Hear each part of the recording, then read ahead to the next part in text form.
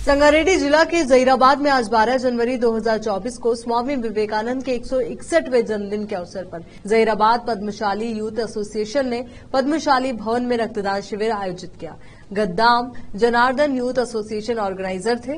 इस अवसर पर महिलाएं और पुरुष को मिलाकर कुल 150 से भी ज्यादा लोगों ने रक्तदान किया। पद्मशाली यूथ संगम की ओर से सभी रक्तदान करने वालों को मोमेंटो और सर्टिफिकेट दिए गए। कार्यक्रम के आयोजक गद्दाम राजेश्वर, गुनल्ला, विनोद, विठल, गजुला रामा, कृष्णा, गजुला मोहन, रवि पंडालोर के अलावा अन्य उपस्थित थे। जहीराबाद से कैमरामैन मोहम्मद नेमतुल्ला के साथ रिजवान की रिपोर्ट।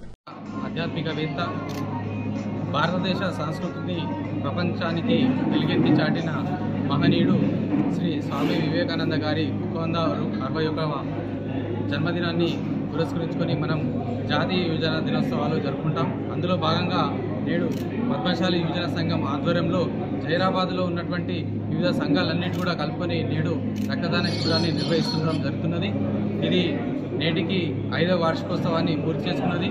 అయితే మనకు గతంలో కూడా 180, 200 ఇలా మనకు సంగారెడ్డి జిల్లాలోనే అత్యధికంగా రక్త నిల్వలు ఎక్కడైతే సేకరణ చేశారంటే అది మన పద్మశాలి యువజన సంఘం ద్వారా కండక్ట్ అయినటువంటి జైరాబాద్ పట్టణంలోని సగర్వంగా చెప్తున్నాం। మరి ఈ సేకరించిన రక్త నిల్వలు మాకు మా కమిటీకి సంప్రదించినప్పుడు వారికి మనం ఉచితంగా అందించడం జరిగింది। అది మీకు చెప్పడానికి చాలా గర్వంగా ఫీల్ అవుతున్నాం మేము। ఈసారి కూడా మన టార్గెట్ 300 వరకు అని అనుకుంటున్నాము। ఇప్పటివరకు మనకు 120 వరకు మనకు నిల్వలు సేకరించడం జరిగింది।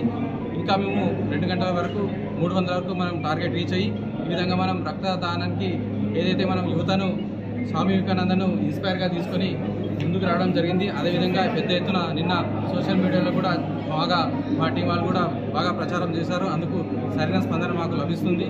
ఈ విధంగా యువత అన్నది నేడు యువత ఎట్లా అంటే షోపుటప్పుడు ఇట్లా కాకుండా నిస్వార్థంగా స్వచ్ఛందంగా సేవకు ముందుకు రావాలని ఇక్కడ ఎలాంటి అంగు ఆర్భటాలు లేకుండా మేము ఈ కార్యక్రమాన్ని నిర్వహిస్తున్నందుకు జైరాబాద్ పట్టణ ప్రాంతాల నుండి పూర్వ ప్రముఖులందరూ కూడా విచ్చేసి ఇక్కడికి స్వచ్ఛందంగా వారు రక్తదానం చేయడానికి ముందుకు వచ్చారు। వారందరికీ కూడా మా కమిటీ తరఫు నుంచి కూడా పేరు పేరున ధన్యవాదాలు తెలుపుకుంటున్నాం।